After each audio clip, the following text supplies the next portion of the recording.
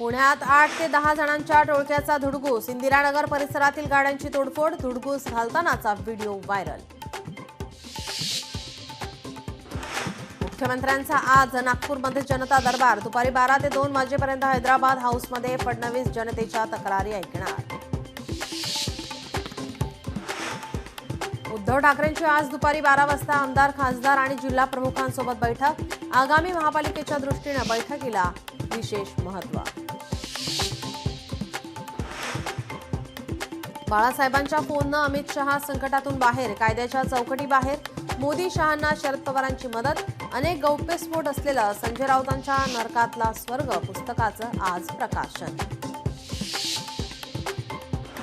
महाराष्ट्र हितासाठी सोबत येणाऱ्यांसोबत आम्ही राहू. स्वच्छ दिलाने एकत्र येण्याचा विचार आम्ही करतोय.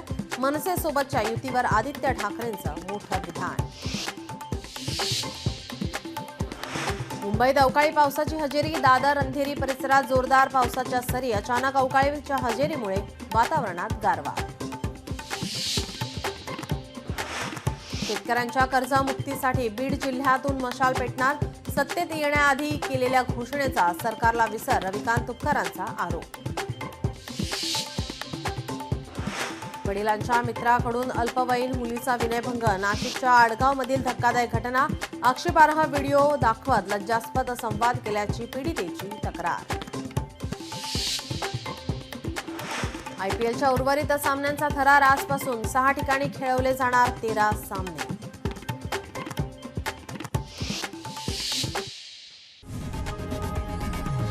लोकशाही मराठी ऐका, पहा, जागरूक रहा.